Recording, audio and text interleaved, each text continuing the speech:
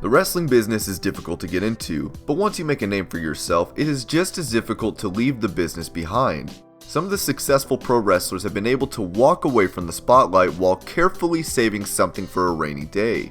The early 2000s were a difficult period for the performers, while at the same time more opportunities started presenting themselves to the young guns. WCW and ECW going out of business meant that the former WCW and ECW stars needed to find work, mostly in the WWE. But promotions such as ROH and Impact Wrestling gave the new breed of wrestlers an opportunity to make something of themselves in the industry. My name is John, and in this video we take a look at 10 former WWE wrestlers from the 2000s and what they are up to today. We've seen WWE introducing new faces as dominant forces, only for them to fizzle out. Kozlov was one of such characters that were introduced as an unstoppable object forged from years of training he received in the Russian military. Kozlov, with his intimidating physique and steely-eyed look, ran through the competition once he made his main roster debut. He would even challenge for the WWE title. Vladimir Kozlov remained undefeated in singles competition for nearly a year before being beaten by Shawn Michaels and The Undertaker on Raw and SmackDown. Towards the end of his WWE tenure, Kozlov was seen teaming up with Santino Marella before he was named as a pro during Season 5 of NXT. He and WWE would decide to part ways in 2011, and while Kozlov competed in a Japanese promotion for a year, he retired from pro wrestling in 2012. The former WWE star has since appeared in various TV shows and has also worked as a stuntman in movies. He has also opened his own production company in 2014 and currently serves as the vice president. There are very few pro wrestlers who were given the opportunity to compete for a world title early in their careers, but in TNA, Monty Brown showed that he had the skills and looks to become a world champ. Calling himself the Alpha Male, Brown nearly won the TNA NWA World Heavyweight title during his time with the company, and when his contract expired in 2006, he would sign with the WWE.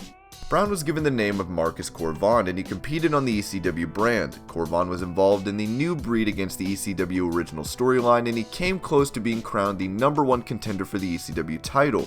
However, Marcus never truly established himself on the brand, and in 2007 he took a leave of absence for personal reasons. Brown would never return to WWE TV and was subsequently released from his contract. Brown retired from the wrestling business after leaving WWE, but started his own athletic clothing line called Scripture Clothing. Brown currently works as a personal trainer, and a superstar who had the looks and the potential to be the next big thing in WWE ended up going nowhere in the industry.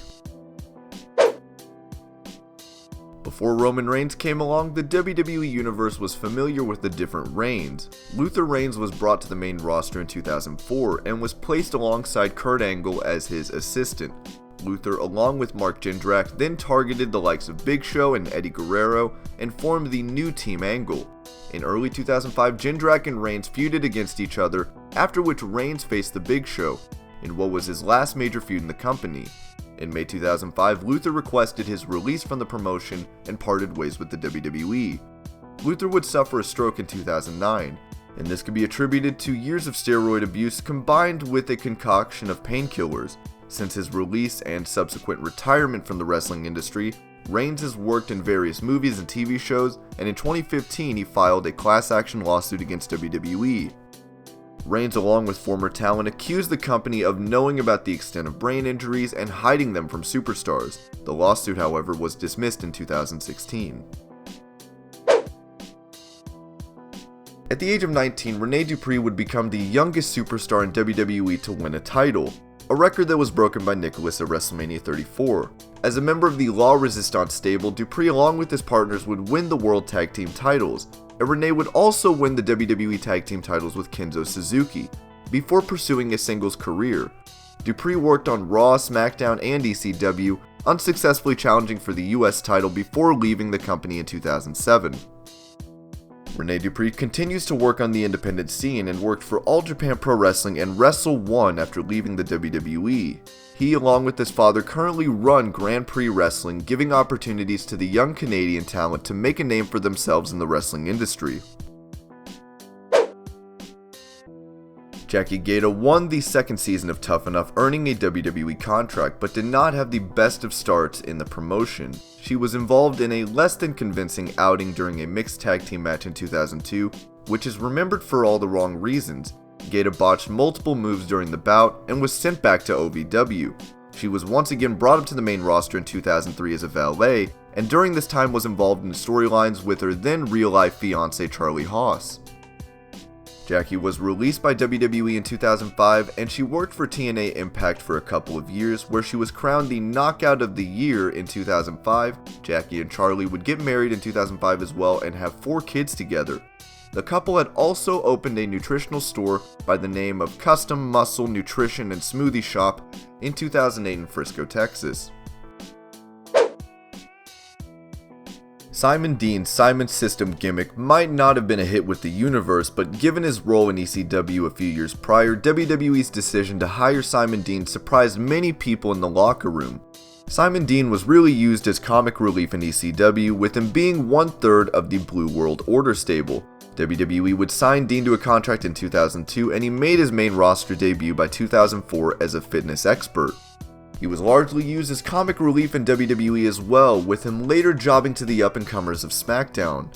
He even reprised his old Blue World Order gimmick in the WWE on a couple of occasions, but was later used to put over the young, promising talent in the company. He would retire from in-ring competition in 2006 and left the WWE the very next year. He then came out of retirement to wrestle on the indie scene and has been working as a mortgage broker since. It's funny how things pan out in life. Mark Jindrak was originally penciled in to be the 4th member of Evolution, along with Triple H, Ric Flair, and Randy Orton. However, WWE later decided to give the spot to Batista, while Jindrak made his main roster debut as a singles competitor.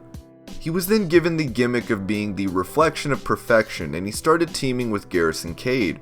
During his final few months in the promotion, he was relegated to working on Velocity before leaving the company in 2005. Jindrak has since established himself as a top competitor in Mexico and is currently signed to CMLL, where he is the current World Heavyweight Champion. Heidenreich's rise to prominence in the WWE saw him feuding with the likes of The Undertaker and Kane, and the former WWE superstar was tipped to achieve big things in the promotion. He seemed to have the looks and character to go far in the company, but was unsuccessful in challenging Orlando Jordan for the US title, and towards the end of his WWE tenure, Heidenreich even became a member of the new Legion of Doom, winning the tag team titles with Road Warrior Animal. He would leave the WWE in 2006, and competed on the indie scene for a few years before retiring from the pro wrestling business. He was also a part of the class action lawsuit filed against WWE by former superstars, and alleged in the lawsuit that he suffered from severe depression and suicidal tendencies thanks to the trauma he suffered during his time with the company. Heidenreich is also currently married and has a son. In 2003, Orlando Jordan had the world at his feet. Not only was he helped by The Undertaker after his first SmackDown match, he was also handpicked by the then WWE Champion JBL as his chief of staff. Jordan would also go on to win the United States Championship, and it looked as if he was destined for greatness in the company.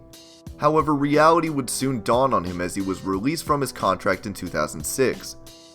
Jordan competed in the independent promotions for 4 years before signing with Impact Wrestling. The former WWE star would raise quite a few eyebrows when he debuted as bisexual character in Impact Wrestling, and after working for Impact for a year, Jordan would eventually part ways with the promotion. The former US champ has since worked on the independents and started his own wrestling training facilities in New Orleans and in Melbourne, where he currently resides with his wife and daughter. MVP was one of the hottest prospects in the business when he made his SmackDown debut and soon captured the US title. Montel Vontavious Porter had the looks, the skill set, and the mic skills to truly climb the proverbial ladder of the company, and he held on to the US title for nearly a year. However, MVP then endured a losing streak that killed any momentum the superstar had left, and he would leave WWE in 2010. MVP has since competed on the independent scene and signed up with Impact Wrestling for 2 years, and parted ways with the organization in 2015. Outside of wrestling, MVP has released his own songs and returned to WWE earlier this year during the 25th anniversary of Raw. WWE announced on Twitter that the former US champ would be returning to the company but he hasn't been seen in a WWE ring since January. And these were 10 wrestlers from the 2000s and where they are now. I hope you're all having an amazing day. Thank you so much for watching Wrestling Hub, and I will see you later with more wrestling videos.